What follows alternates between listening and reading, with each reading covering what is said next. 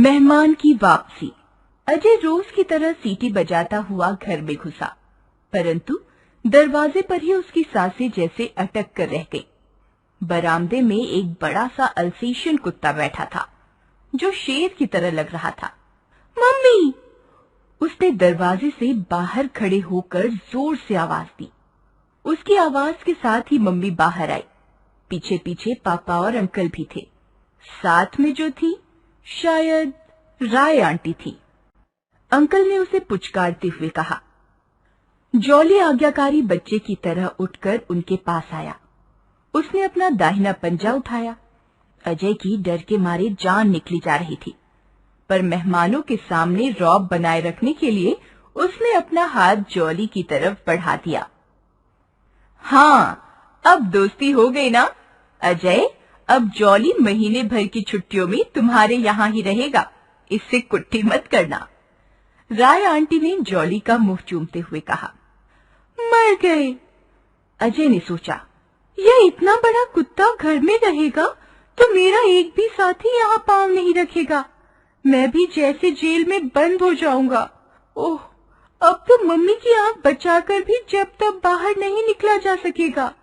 यह राक्षस जो बैठा होगा बरामदे में, सारी छुट्टियों का मजा किरकिरा हो जाएगा। कुत्ते को ढेर सारा प्यार करके और बहुत सारी हिदायतें देकर जब अंकल और आंटी चले गए, तब अजय को पता चला कि वह अकेला ही नाराज नहीं है, बल्कि मम्मी भी कोई खास खुश नहीं है। उन लोगों के जाने के बाद वह देर तक बड़बड़ाती रही थी। अच्छी मुसीबत गले पड़ गई है। अब 1 महीना इस बला को कैसे पालेंगे? यहाँ अपना ही गुजारा मुश्किल से हो रहा है। पापा ने मम्मी को ठंडा करना चाहा।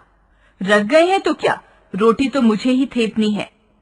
मम्मी उबल पड़ी। पापा को भी गुस्सा आ गया था।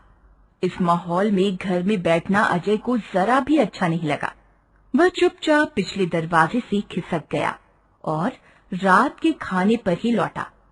मन ही मन प्रार्थना करता रहा कि हे भगवान, राय अंकल के पिताजी को जल्दी से अच्छा कर दो, ताकि वे जल्दी से लौट आएं और ये मुसीबत हमारे यहाँ से जल्दी विदा हो जाए। रात के खाने के बाद मम्मी ने मोटी मोटी रोटियां और दूध पापा के सामने रखते हुए कहा, लीजिए, खिलाइए अपने लाडले को। पापा रोटियों को मोड़कर उसके कटोरे में डाल आए। ऊपर से दूध भी डाल दिया, पर जॉली ने उस तरफ आंख उठाकर भी नहीं देखा। पापा कटोरा उठाकर उसके मुंह के पास ले गए तो उसने मुंह फेर लिया। पापा परेशान हो गए। आखिरकार झल्ला कर बोले। अजय की इच्छा थी कि जॉली खाना खा ले तब सोए, पर पापा के चले जाने के बाद बरामदे में अकेले खड़े रहने की हिम्मत नहीं पड़ रही थी, सो वह बिस्तर पर जाकर पड़ गया। घर भर की सारी बत्तियां गुल करके सोने की तैयारी हो ही रही थी कि बरामदे से करुण आवाज उभरी, जॉली के रोने की। हाय, यह मरा कुत्ता क्या रात को भी सोने नहीं देगा? रोकर अच्छा असगुन कर रहा है। मम्मी झल्ला रही थी। पापा ने कहा। वे उठे, जॉली को खोला और बाहर घुमा लाए। लौटकर पापा ज्यों ही बिस्तर में घुसे, उसने वही राग अलापना शुरू कर दिया। इसका कुछ इलाज करो जी, रात भर में तो मैं पागल हो जाऊंगी। कुछ देर बाद जब असह्य हो गया, तब मम्मी ने कहा। पापा भुनभुनाते हुए उठे और उन्होंने बीच का दरवाजा बंद कर दिया। बंद दरवाजों से भी उसकी करुण आवाज आती रही, पर पापा के डर के मारे मम्मी चुपचाप पड़ी रही। नींद अजय को भी नहीं आ रही थी। उसका मन न जाने कैसा हो रहा था। उसे पिछली छुट्टियों की याद आ रही थी। बड़े शौक से वह रायपुर अपनी मौसी के पास गया था। सफर तो बड़े आनंद से कट गया था, पर वहां पहुंचने पर रात को मम्मी की बेहद याद आ रही थी। तकिए में मुंह छिपाकर वह देर तक रोता रहा था। तब मौसी ने उसे अपनी गोद में ले लिया था और देर रात तक उसे थपथपाती रही थी। क्या पता जॉली को भी अंकल और आंटी की याद आ रही हो। इस बार जब उसकी रुलाई कान में पड़ी तो वह सहन नहीं कर सका और धीरे से दरवाजा खोलकर बाहर आ गया। जॉली कोने में सिमट कर बैठा हुआ था।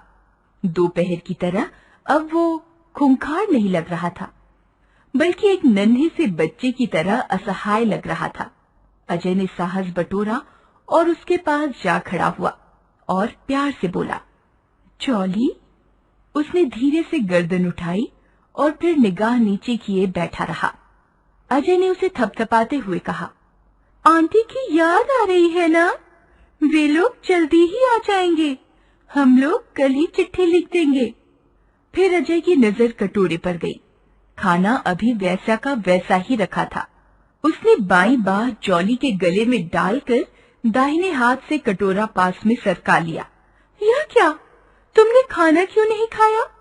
अच्छे बच्चे कहीं इस तरह जिद करते हैं? जल्दी से खा लो। अजय की बात चाहे वह ना समझा हो, पर उसके स्नेह भरे स्पर्श का जादू काम कर गया। जॉली ने धीरे से कटोरे में मुंह डाल दिया। जब तक उसने पूरा खाना खा नहीं लिया, अजय वहीं बैठा रहा। उस दिन रात को नींद में भी वही दृश्य बराबर उसकी आंखों के सामने घूमता रहा। उसने कोई बहुत बड़ा काम कर लिया है। सुबह बिस्तर से उठते ही वह बरामदे की ओर दौड़ा। Good morning jolly. जॉली ने दोनों पंजे उठाकर उसका स्वागत किया तो वह खुश हो गया।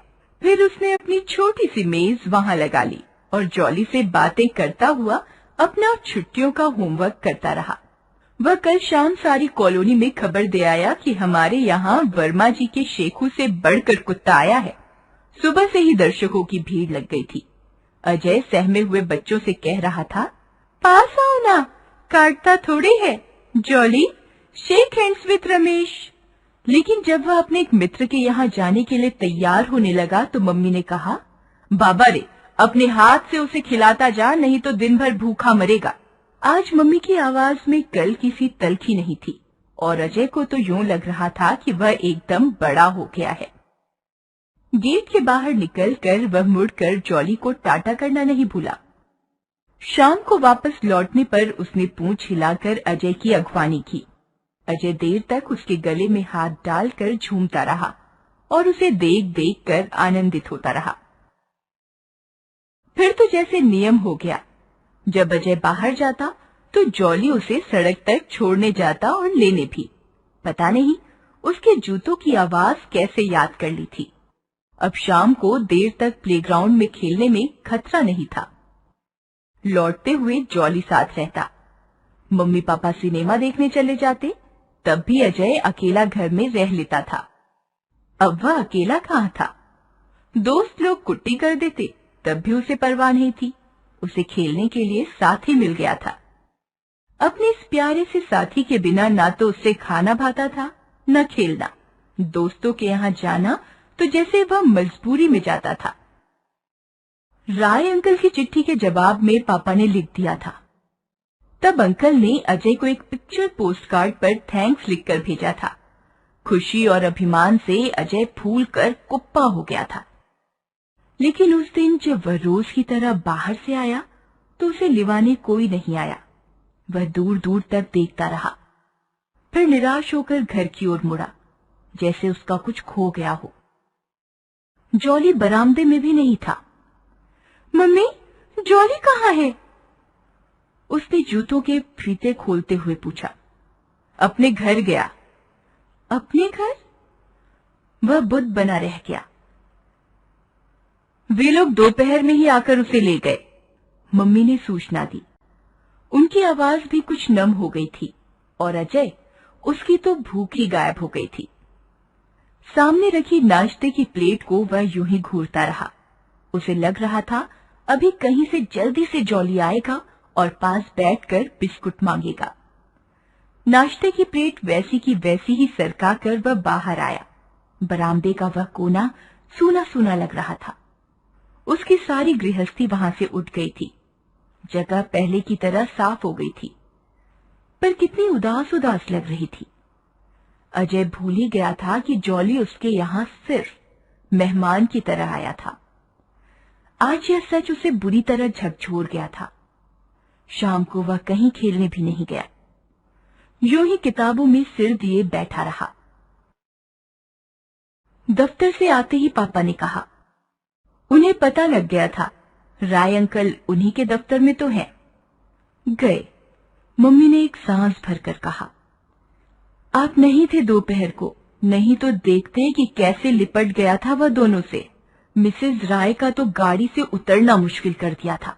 जब तक दोनों ने खूब लाड नहीं कर लिया तब तक बात नहीं करने दी। कुत्ते की यही तो विशेषता होती है, प्यार करने वाले पर जान छिड़कता है, खाक जान छिड़कता है।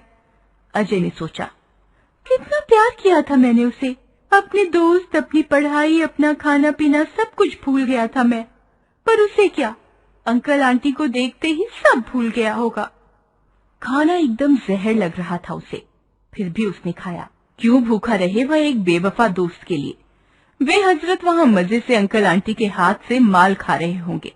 उसे पहली रात वाला जॉली याद आया, कैसे बिलक बिलक कर रो रहा था। तब कौन आया था उसे समझाने? अभिमान के मारे उसने रुलाई भी रोक ली थी। उसे सारा घर भाई भाई करता लग रहा था। सभी बैठक में बैठे थे, तभी मोटर के तेज हॉर्न से उसकी तंत्रा टूटी। घड़ी देखी, 10:30 बज रहे थे। इस वक्त कौन होगा? पापा ने दरवाजा खोला, लेकिन राय अंकल की बात पूरी होने से पहले ही जॉली तीर की तरह घर में घुसा और अजय के पैरों से ऐसे लिपट गया जैसे बरसों बाद मिला हो। अजय की सारी शिकायतें आंसुओं में बह